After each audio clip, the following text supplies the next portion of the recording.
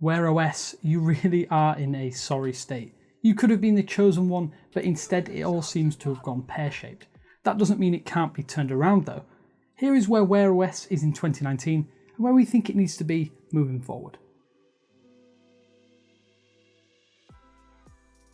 To better understand why Wear OS isn't doing as well as it probably should be, we need to understand why. The lack of support from the two biggest Android OEMs in the form of Samsung and Huawei really is an indication of just how poorly Wear OS is perceived by the two biggest names in the Android space. The Galaxy Watch is the de facto Android smartwatch of choice in sales figures alone, barely any other make comes close to it. Second in line is the Huawei Watch GT, which has had a supreme 2019 already. The biggest caveat here is that neither watch actually runs Wear OS, they both run their own tailored OS for the hardware. Now I will say that while software is subjective, it does however muddy the water, as the two most used smartwatches by Android users aren't even running Wear OS. With the risk of course being labelled a hypocrite, Wear OS is stagnant and stale. Use one Wear OS powered smartwatch and you've probably used them all at this point in time. There really isn't anything that makes it stand out or feel particularly special. In my instance it's hard to quantify. Now arguably the OS is not the strong suit of Wear OS, it's actually the design.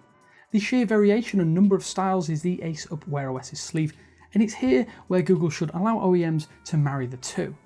Unlike a smartphone, I'm actually partial to the differentiation between watches much more readily. I say that as the form factor will dictate how you interact with the various settings and interface. At least in my opinion, stock Wear OS feels very inhibiting on many of the smartwatches I've used and abused so far, where in reality, from a software point of view, only the watch face is really different. To truly take advantage of the hardware and the properly unique designs, I think we basically need something akin to Oxygen OS for Wear OS at this point in time. Given we only really have Fossil and Mobvoi making Wear OS watches, they don't currently feel the need to change it up all too drastically. It doesn't help that almost all Wear OS watches are running the same outdated internals. The Snapdragon Wear 3100 was supposed to be the quantum leap we're all hoping for, but it turns out that was just not the case, and it doesn't provide the exceptional performance and battery life we were led to believe it would. We've been promised new hardware in the form of the Wear 429 chip, which could finally be a step in the right direction, but as always with Wear OS, it seems to be the hope that kills you. Wear OS most definitely has the design side down, it just needs the internals and some software tweaks to really be a home run at this point. Alternatively, it needs another big player to enter the market. Samsung won't switch over to Wear OS, so it's likely going to be down to Google to sort of recover the market, especially as Wear OS now accounts for just 10% of the global smartwatch market. To be completely blunt, we need a Pixel watch. With new internals on the horizon, now is more or less the perfect time. Well, not quite now, more like Q1 2020 at the earliest, but now is almost the right time for the Pixel watch.